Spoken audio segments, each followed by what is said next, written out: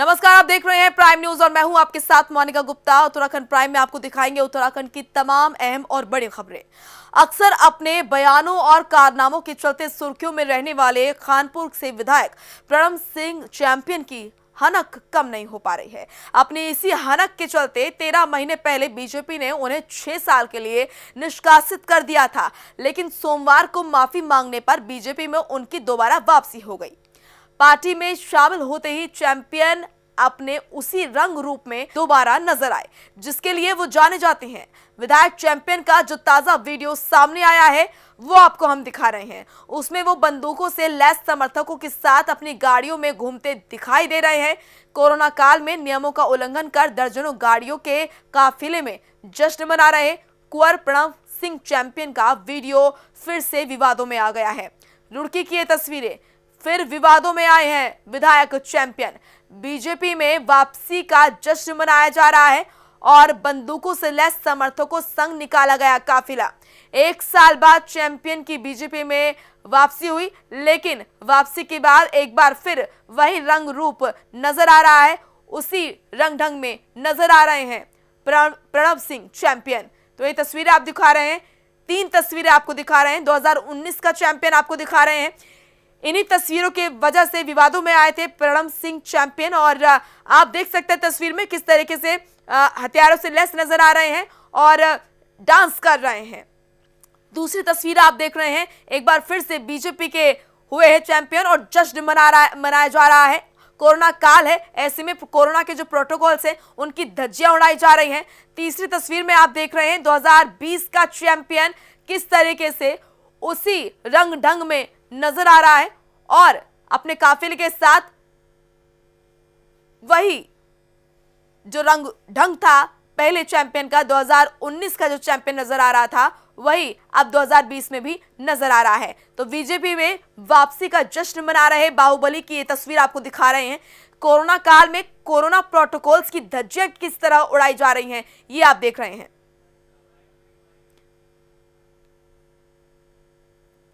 वैसे तो भारतीय जनता पार्टी का ये अंदरूनी मामला है,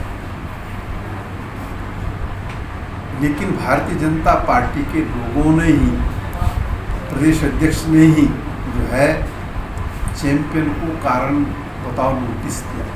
और कारण बताओ नोटिस किस वजह से दिया था, क्योंकि जिस तरीके का आचरण विधायक ने किया उसके विरोध में कारण बताओ नोटिस दिया।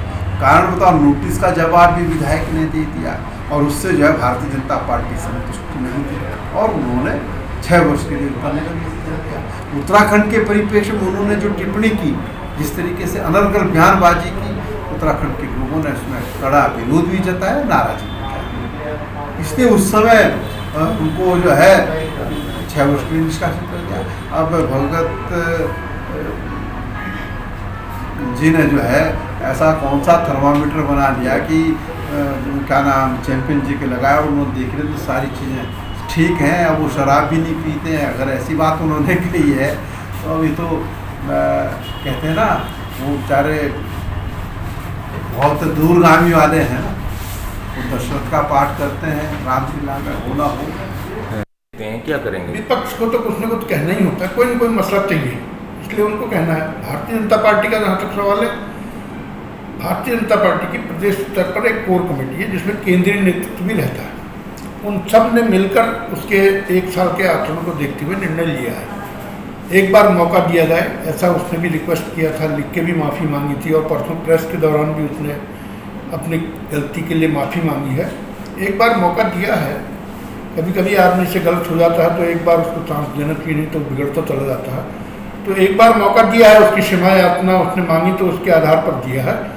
आगे गलती करेगा तो फिर हमेशा के लिए पार्टी। दर्शक हमारे सहयोगी जुड़ चुके हैं इस खबर पर। अरशद, बीजेपी में एक बार फिर से उनकी वापसी हुई चैंपियन जी की, लेकिन फिर वही रंग ढंग नजर आ रहे हैं जिनकी वजह से वो निष्कासित किए गए थे। बिल्कुल मोनिका, ये बात बिल्कुल सत्य है कि एक कहावत है कि इंसान की फितरत कभी नहीं बदलती। मुझे अगर बात की जाए तो 13 महीने निष्कासन के बाद भी शायद चैंपियन नहीं बदले, जिसके बाद उन्होंने भारतीय जनता पार्टी ज्वाइन करते ही एक बार फिर अपने उसी रंग में देखने को मिले जो कि रंग पहले दिखाते थे। इसी तरह से उन्होंने प्रोटोकॉल तोड़ा है और कहीं ना कहीं बंदूकें लहराते हुए अपने एक साथी के साथ काफिले के साथ गुजरे, जिसमें कहीं ना कहीं कोरोना काल में काफी लोगों को अचंभित भी हुए कि इस तरह की कार्यशैली विधायक द्वारा की गई है।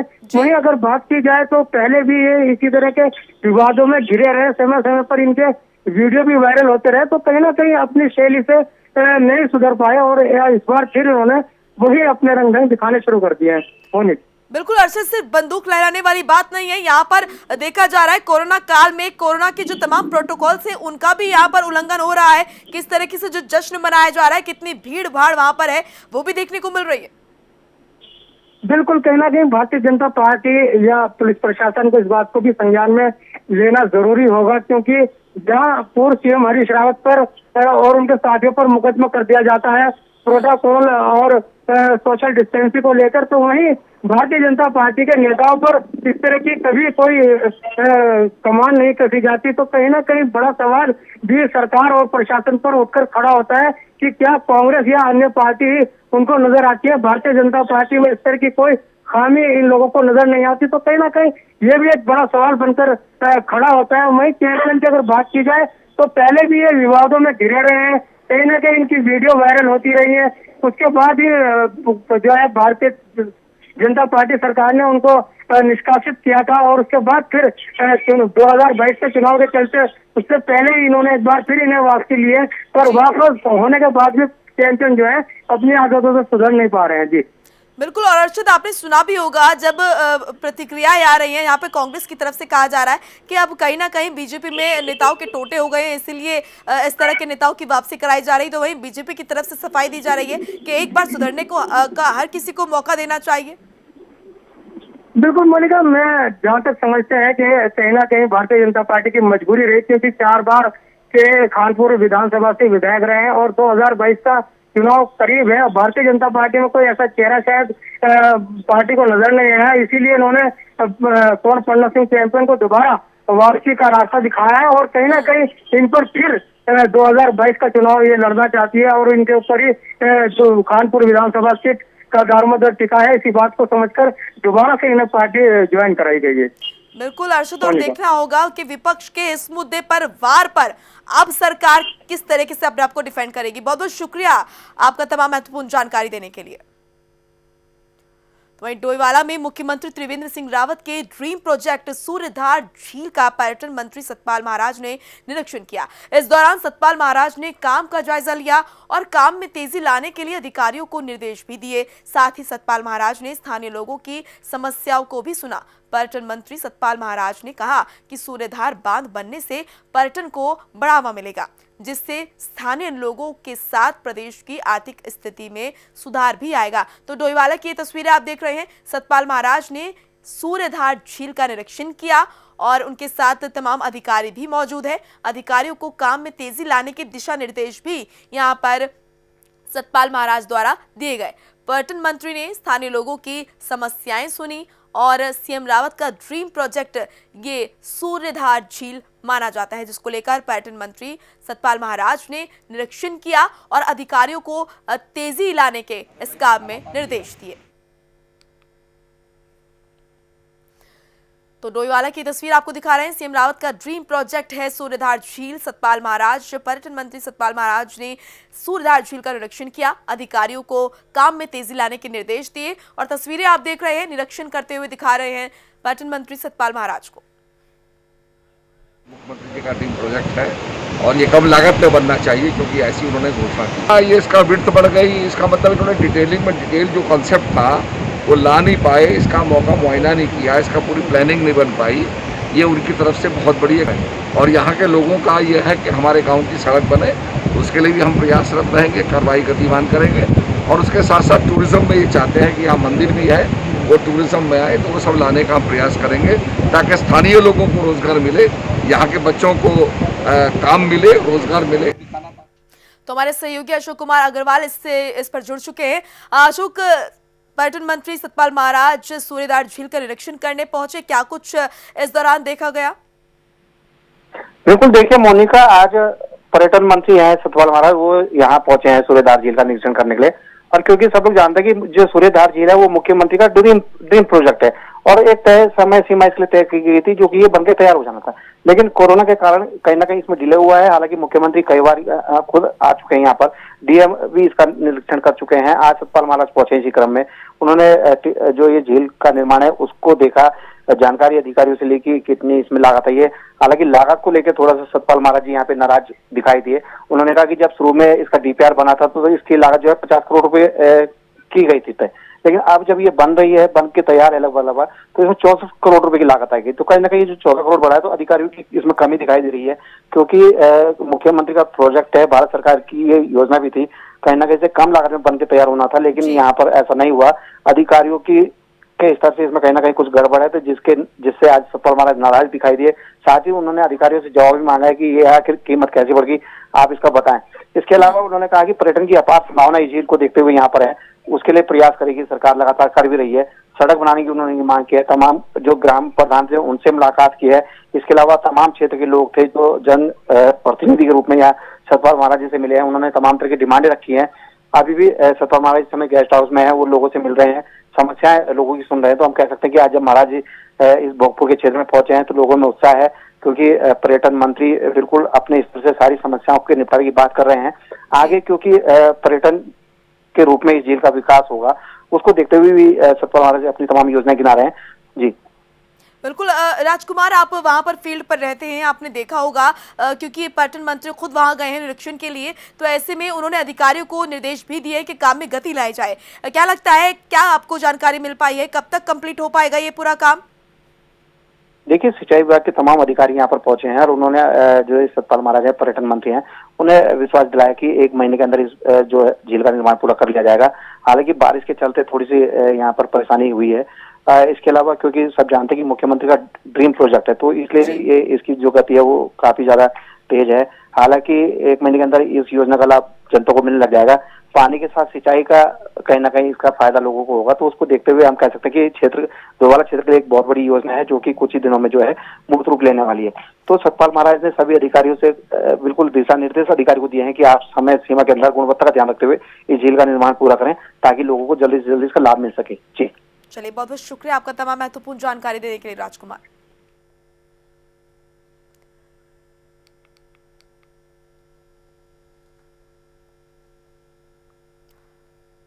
तो सीएम रावत का ड्रीम प्रोजेक्ट सूर्यधार झील का निरीक्षण करने पहुंचे सतपाल महाराज, और इस दौरान उन्होंने अधिकारियों को दिशा निर्देश भी दिए। वहीं बीजेपी विधायक प्रणब सिंह चैंपियन की पार्टी में वापसी का मामला गर्माता जा रहा है। विपक्ष इस मामले को लेकर बीजेपी पर लगातार हमलावर है और सरकार के खिलाफ मोर्चा खोल दिया गया है। पूर्व मुख्यमंत्री हरीश रावत पर इस मामले पर बीजेपी पर निशाना साध चुके हैं और सोशल मीडिया पर एक पोस्ट में उन्होंने लिखा, जो व्यक्ति उत्तराखंड के लोगों को अपशब्द कह रहा है उसे बीजेपी फूल माला पहनाकर, गुलदस्ता देकर महिमा मंडित करने का काम कर रही है। वहीं हरीश रावत के बयान पर अब कटाक्ष करते हुए बीजेपी प्रदेश प्रवक्ता विनोद सुयाल का कहना है कि हरीश रावत पहले अपने गिरेबान में झांक कर देखें, उन्होंने तो उत्तराखंड को लूटने की खुली छूट दे रखी थी।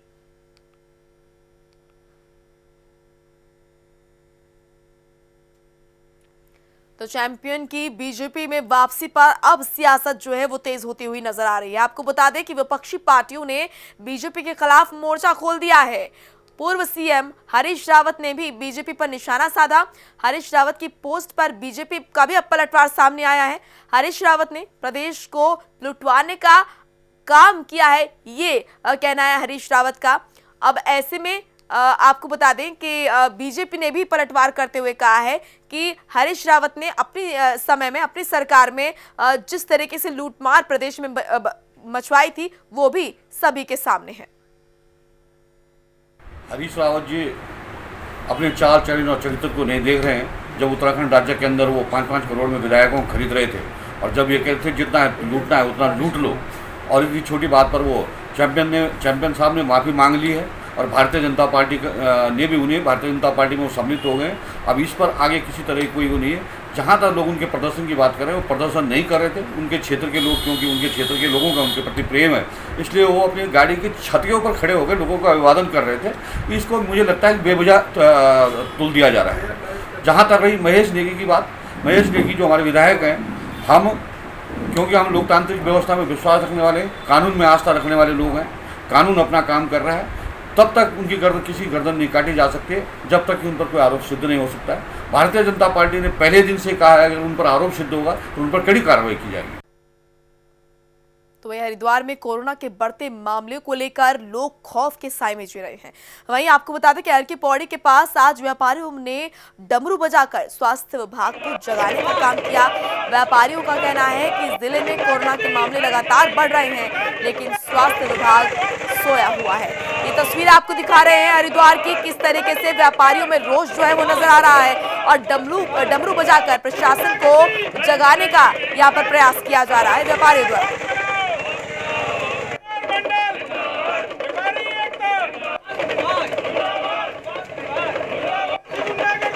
तो हरिद्वार में ये तस्वीरें आप देख रहे हैं कोरोना के बढ़ते मामलों को लेकर किस तरीके से लोग खौफ के साए में जी रहे हैं। हर की पौड़ी के पास की तस्वीरें, व्यापारियों का प्रदर्शन किस तरीके से चल रहा है ये आप देख रहे हैं। डमरू बजाकर स्वास्थ्य विभाग के खिलाफ प्रदर्शन किया जा रहा है। डमरू बजाकर स्वास्थ्य विभाग को जगाने का प्रयास किया जा रहा है। नरेश तोमर हमारे सहयोगी जुड़ चुके हैं इस खबर पर। नरेश, तस्वीरों में हम देख रहे हैं किस तरीके से जो व्यापारी हैं वो अपना आक्रोश जता रहे हैं। डमरू बजाकर स्वास्थ्य विभाग को जगाने का यहाँ पर प्रयास किया जा रहा है। जी निश्चित से देखिए मोनिका, आपको बता दें कि हरिद्वार में लगातार जिस तरह से मामले कोरोना के बढ़ते जा रहे हैं उससे व्यापारियों में साफ तौर पर आक्रोश है, क्योंकि जो स्वास्थ्य विभाग है वो सही ढंग से कार्य नहीं कर रहा। व्यापारियों का उनके पास आरोप स्वास्थ्य विभाग के ऊपर ये लगाया गया है, क्योंकि उन्होंने बुधवार को कहा था कि पूरा बाजार जो है हरिद्वार का सैनिटाइज किया जाएगा, लेकिन अभी तक इस ओर कोई भी कदम नहीं उठाया गया है। वहीं अगर देखा जाए हरिद्वार की जो स्थिति है काफी बिगड़ेल हो चुकी है। कोरोना के लगातार मामले यहाँ पे बढ़ते जा रहे हैं और जो संक्रमण है जमीनी स्तर पर लगातार बढ़ता जा रहा है, जिसके चलते आज हरिद्वार के व्यापारियों ने डमरू बजाकर स्वास्थ्य विभाग को जगाने का कार्य किया। उनका साफ तौर पर यही कहना था कि हम स्वास्थ्य विभाग को जगा रहे हैं कि जल्दी से जाग जाओ, वरना ये महामारी विकराल रूप धारण कर लेगी थी होने का। बिल्कुल नरेश, व्यापारियों के इस प्रदर्शन के बाद क्या कुछ प्रतिक्रिया शासन प्रशासन की तरफ से आई? लेकिन निश्चित रूप से स्वास्थ्य विभाग का साफ तौर पर यह कहना है कि सरकारी आंकड़ों के अनुसार जिस तरह से मुख्य चिकित्सा अधिकारी हरिद्वार है, नगर निगम में सबके सहयोग से ही लगातार पूरे हरिद्वार को कार्य किया जा रहा है और नगर निगम की जिम्मेदारी बनती है कि वो सैनिटाइज पूर्ण रूप से करे और स्वास्थ्य विभाग लगातार जितने भी चिकित्सा विभाग के अधिकारी हैं उनको मौके पर पहुंचाकर जागे हुए। जी, किस तरह की लापरवाही और कमियां यहाँ पर स्वास्थ्य विभाग की तरफ से देख रहे हैं तमाम व्यापारी? नरेश, क्या कुछ बताया उन्होंने? देखिए, जब हमारी व्यापारी सभा थी उनका साफ तौर पर यही कहना था कि हर की पौड़ी से लेकर हरिद्वार के बस स्टैंड और ऋषिकुल जहाँ पर कोविड सेंटर बनाया गया था और जहाँ पर मेला हॉस्पिटल है वहाँ पर जिला चिकित्सालय भी है, दोनों हॉस्पिटल के आसपास लगातार संक्रमण फैल रहा है। कई कोरोना के पेशेंट वहाँ पर मिले हैं, संक्रमण तेजी से फैल रहा है। इस क्षेत्र को सैनिटाइज नहीं किया जा रहा, जबकि उन्होंने कई बार स्वास्थ्य विभाग के अधिकारियों से इस मामले में सूचित किया है, लेकिन उनके कान पर जू तक नहीं रेंग रही, जिसके चलते उन्होंने आज डमरू बजाकर उनको जगाने का कार्य किया। जी चलिए, बहुत बहुत शुक्रिया आपका नरेश तमाम महत्वपूर्ण जानकारी देने के लिए। तो ये प्रदर्शन की तस्वीरें आप देख रहे हैं, व्यापारियों द्वारा प्रदर्शन किया जा रहा है, डमरू बजाकर स्वास्थ्य विभाग को जगाने का प्रयास किया जा रहा है। हरिद्वार की तस्वीरें।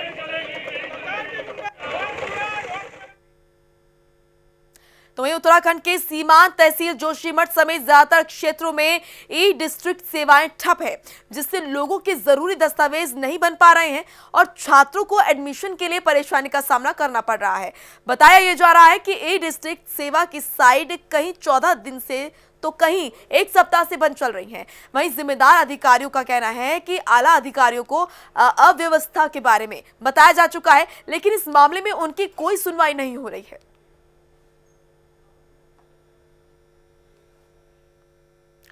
तो आपको बता दें कि जोशीमठ का ये पूरा मामला है। बताया जा रहा है कि 14 दिनों से बंद है ए डिस्ट्रिक्ट सेवा।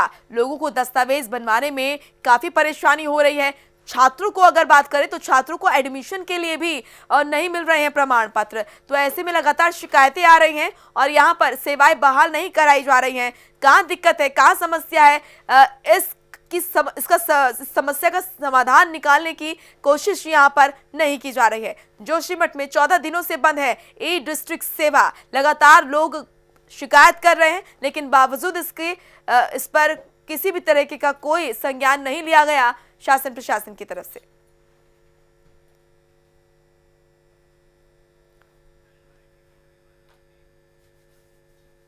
वहीं डोईवाला में दूधली के बुल्दा में कोरोना के 5 नए केस मिलने से गांव में हड़कंप मच गया है। तहसील प्रशासन के साथ गांव पहुंचे स्वास्थ्य विभाग की टीम ने गांव को सील करते हुए कंटेनमेंट जोन घोषित कर दिया है। वहीं ग्राम प्रधान के जरिए गांव को सैनिटाइज कराया गया, जबकि गांव में अगले आदेश तक आने जाने वालों पर रोक लगा दी गई है। डोईवाला में दूधली के बुलंदा में मिले कोरोना के कई केस और ऐसे में जो लोग हैं वो खौफ के साए में जी रहे हैं, लेकिन साथ ही इसके एहतियातन वहां पर कदम भी उठाए जा रहे हैं ताकि ये संक्रमण ना बढ़े। गांव को सील कर दिया गया है और घोषणा कर दी गई है कंटेनमेंट जोन की। इसी के साथ अगले आदेश तक गांव में आने जाने पर रोक लगा दी गई है। तो लगातार ये प्रयास किए जा रहे हैं ताकि संक्रमण ना बढ़े। और ये तस्वीरें आपको दिखा रहे हैं डोईवाला के दूधली इलाके की, जहां पर किस तरीके से सेफ्टी बरती जा रही है। लगातार सैनिटाइजेशन का काम कराया जा रहा है और अगले आदेश तक आपको बता दें कि किसी के भी बाहर से आने जाने पर रोक लगा दी गई है। गांव को सील कर घोषित किया गया है कंटेनमेंट जोन।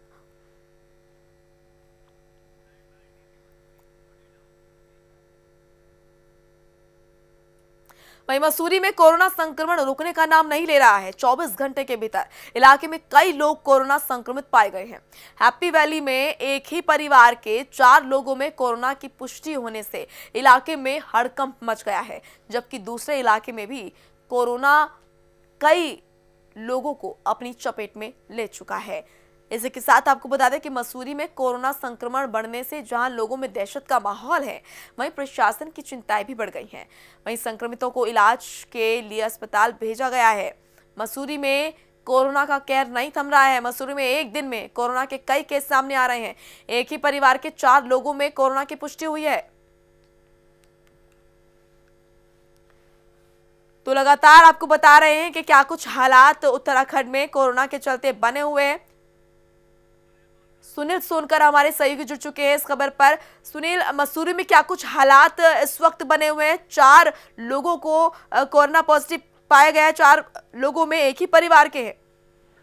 जी मोनिका, देखिए यहाँ पर एक ही परिवार के 4 लोगों को कोरोना पॉजिटिव पाया गया। वहीं एक एमपी क्षेत्र के एक युवक को जो 30 वर्षीय उसको कोरोना पॉजिटिव आया है।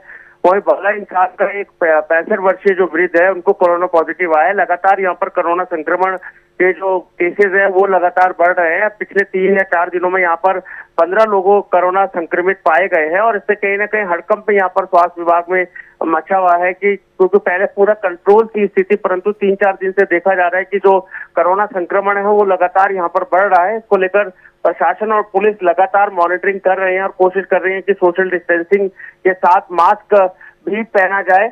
और इसी को लेकर यहाँ पर अब कहीं ना कहीं क्योंकि अब जिस तरीके से टेस्ट बढ़ रहे हैं तो उससे दिक्कत भी होगी कि कोरोना के केसेस और मिलने की संभावना यहाँ पर है। जी सुनील, जिस तरीके से संक्रमण बढ़ रहा है आपने बताया कि तो एहतियातन क्या कुछ कदम यहाँ पर स्वास्थ्य विभाग की तरफ से उठाए जा रहे हैं? प्रशासन की तरफ से क्या कुछ यहाँ पर देखा जा रहा है? क्या कुछ इंतजाम किए जा रहे हैं? जी देखिए, अगर प्रशासन की बात करी जाए तो प्रशासन द्वारा यहाँ पर सोशल डिस्टेंसिंग और मास्क को लेकर काफी कड़ी कार्रवाई की जा रही है।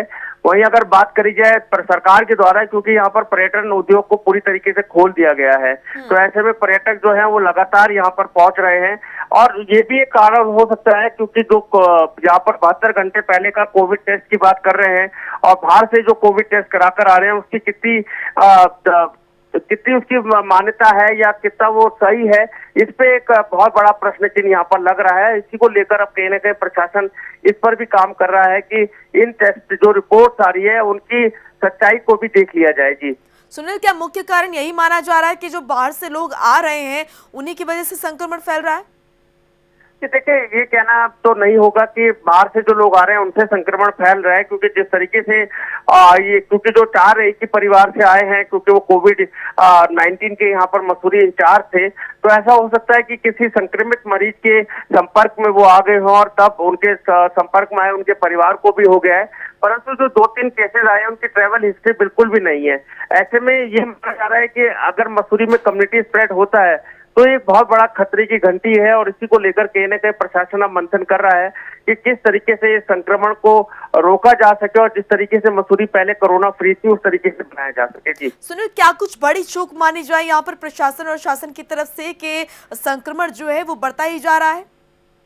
कि देखिए चूक तो बहुत बड़ी है, क्योंकि जिस तरीके से यहाँ पर एक पूरा एक्शन प्लान बना था कि मसूरी के जो एंट्री पॉइंट कोलू खेत है वहां पर सभी लोगों जो बाहर से लोग आ रहे हैं उनको यहाँ पर प्रॉपर्ली चेक किया जाए, परंतु ऐसा दिखता हुआ नजर नहीं आ रहा है, क्योंकि कोलू खेत में भी जो चेकिंग हो रही है वो सिर्फ एक कह सकते हैं ड्रामा है, क्योंकि 24 घंटे में कितने लोग ऊपर आ रहे हैं ये किसी को पता नहीं है। कोई आंकड़े यहाँ पर प्रशासन और पुलिस के पास नहीं है, तो अपने आप में सवाल उठता है कि कहीं ना कहीं जो ढिलाई यहाँ पर दी गई वो एक बहुत बड़ी चूक है, और कहीं ना कहीं जो खतरे का सबब अब मसूरी के लिए हो गया है, ये भी एक बहुत बड़ा चैलेंज है प्रशासन को कि संक्रमण को किस तरीके से रोका जा सके। बिल्कुल, चलिए बहुत बहुत शुक्रिया आपका सुनील तमाम महत्वपूर्ण जानकारी देने के लिए। तो लगातार संक्रमण जो है वो बढ़ रहा है और अब देखा गया मसूरी में एक ही परिवार के 4 लोगों में कोरोना संक्रमण पाया गया।